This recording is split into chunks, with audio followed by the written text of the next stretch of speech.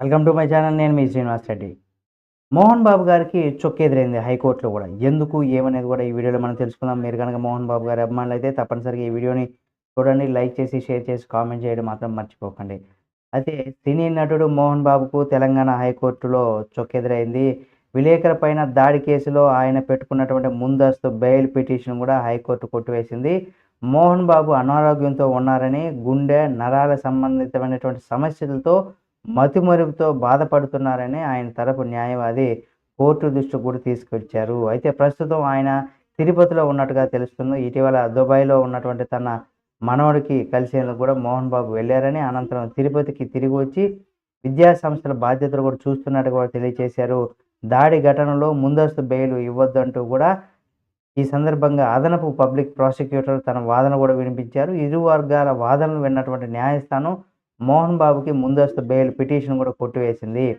అయితే వాదనలు జరిగాయలా? ఎలా జరిగాయనేది గనుక మనం చూసినట్లయితే పహాడీ షరీఫ్ పోలీస్ స్టేషన్ పరిధిలో ఉన్నటువంటి మోహన్ బాబు ఫామ్ హౌస్ ఈ నెల 10వ తేదీన కూడా చోటు చేసుకున్నటువంటి ఘటనకు సంబంధించి కూడా కేసు నమోదైంది.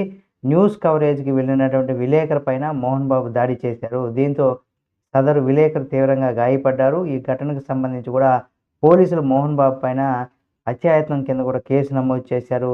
దాని ప్రకారం పోలీసులు నోటీసులు కూడా జారీ చేశారు. ఈ కేసులో ముందస్తు బెయిల్ కూడా చేయాలని, అరెస్టు తదుపరి దర్యాప్తు చేయకుండా పోలీసులకు కూడా ఆదేశాలు ఇవ్వాలని కూడా మోహన్ బాబు తరపు పిటిషన్ కూడా కోరారు. అంటే లాయర్ కూడా పిటిషన్‌లో కోరారు. దీనికి సంబంధించి కూడా సోమవారం హైకోర్టులో వాదనలు జరిగాయి కూడా. Justice K. లక్ష్మణ్ ఈ పిటిషన్ పైన విచారణ నిర్వహించారు. దీనికి సంబంధించి కూడా మోహన్ బాబు తరపు న్యాయవాది తన వాదన కూడా వినిపించారు.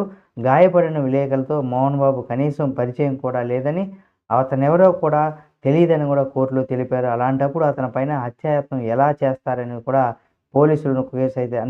పోలీసులు నమోదు చేసినటువంటి సెక్షన్లు సరైనవి కావాలని కూడా వాదన వినిపించారు. అయితే మోహన్ బాబు కుటుంబం సమస్యలు కావచ్చు, గొడవలను కూడా మీడియా ఛానళ్ళు, సోషల్ మీడియా పెద్దగానే చేసి చూపించాయని కూడా వివరించారు.